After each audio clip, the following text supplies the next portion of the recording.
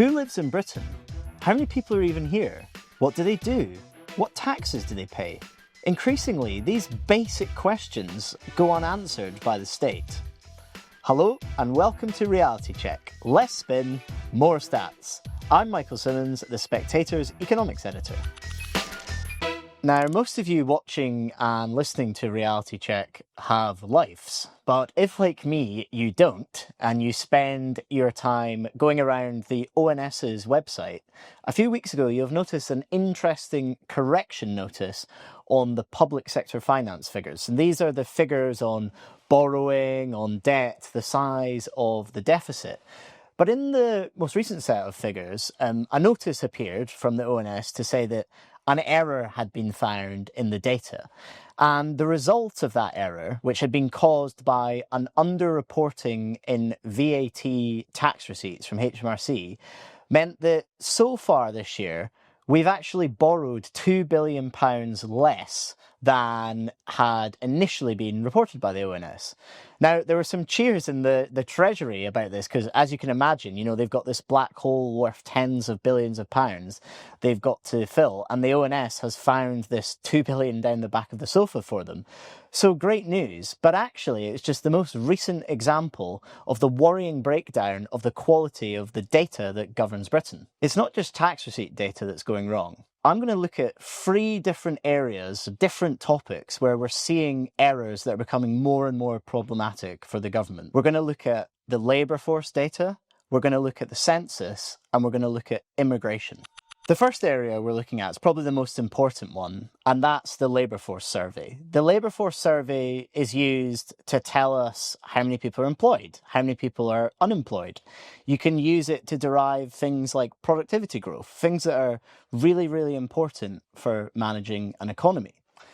If you're to look at the labour force survey, and if we looked at it over the last few years, what you see is that employment looks to be at a record high.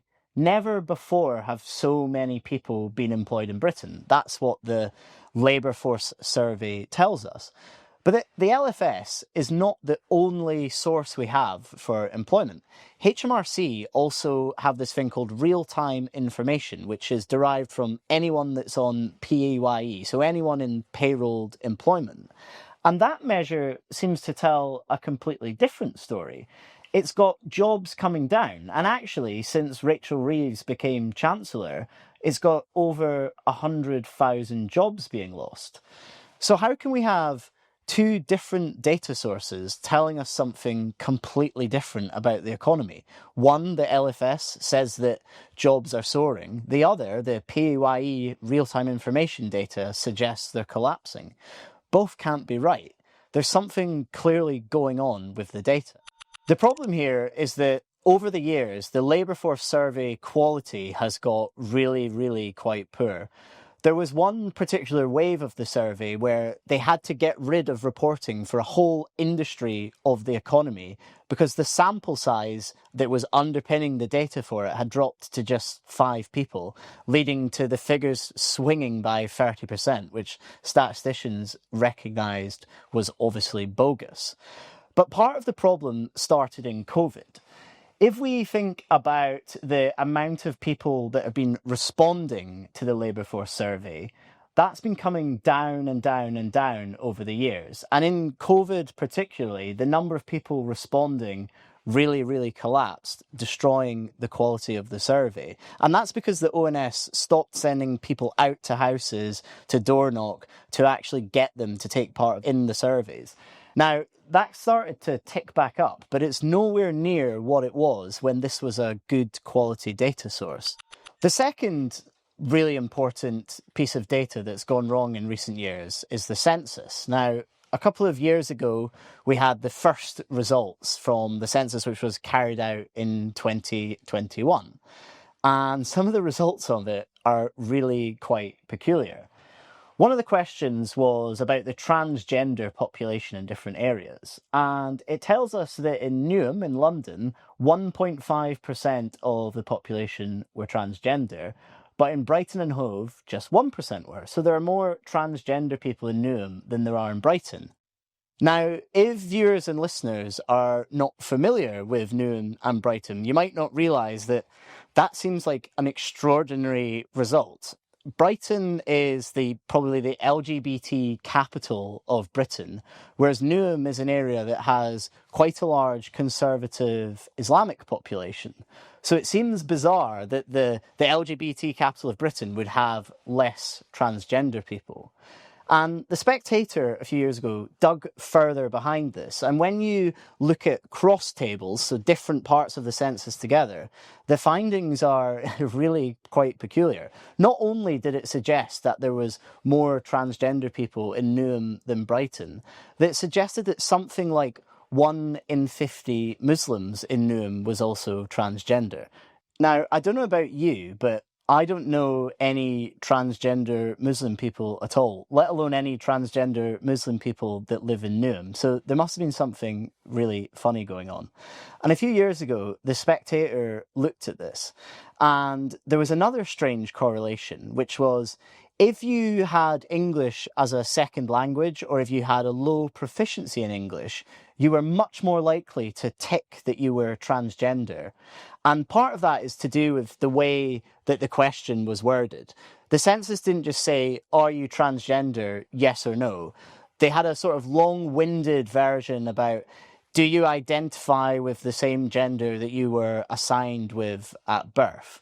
And clearly what's gone on here is that a population in Newham that has poorer English because of their background were just going through these questions. Some of them, they didn't understand the question, they didn't know what it meant, and they've taken a sort of 50-50 tick either box. And that's why we've got this result.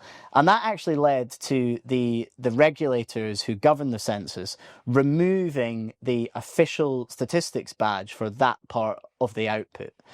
And it's really important that that happened, because you might say, look, this is a silly little example, but the census is used to decide, where revenues are levied, where taxes are levied. It's used to decide where research needs to be done. It's used to decide where public spending could be best used.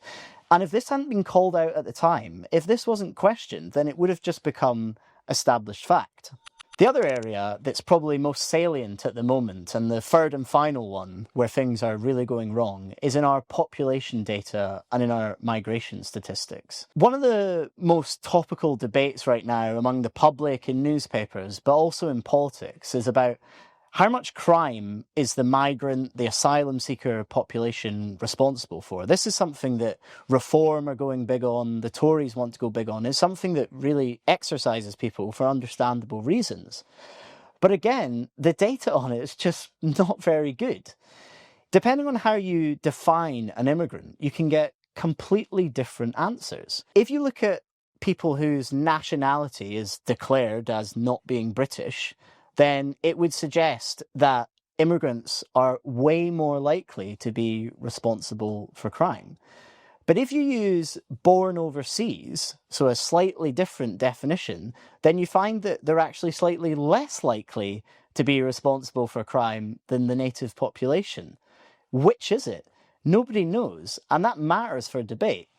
The reason we have that problem is because these are all ratios, these are all rates, and to calculate a ratio, you need to know the denominator, you need to know what the total population is that you're dividing by. And in this country, we just don't.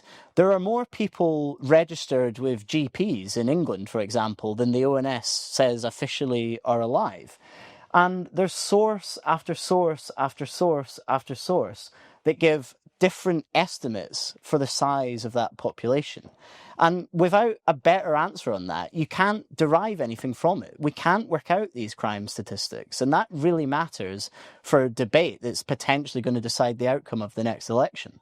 Now, some of the examples I've talked to you about today are not particularly recent, but they're still particularly relevant because this is a problem that's not in the past. It's not getting better. It's actually getting a lot worse.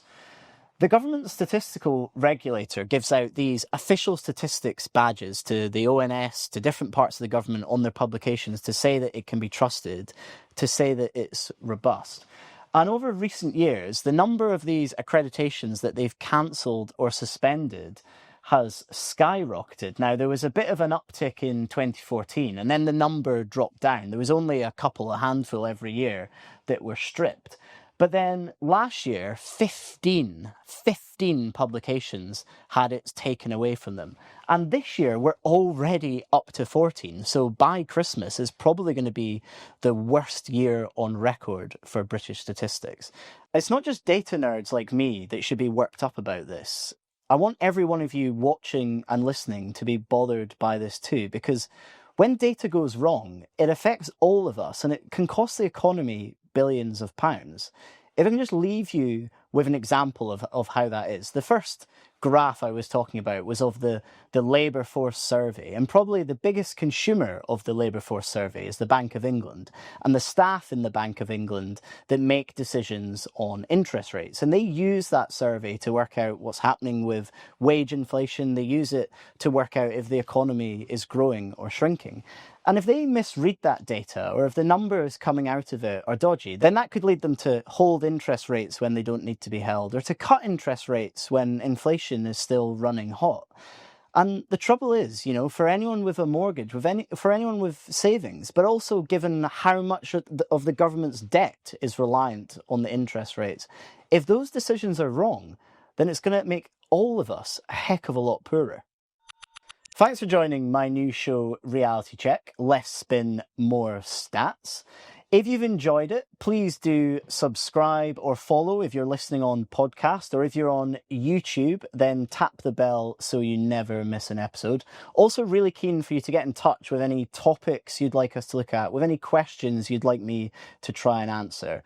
But also we've got a newsletter format that comes out every week on Fridays. And for all the details of all of that, just go to spectator.co.uk/reality-check.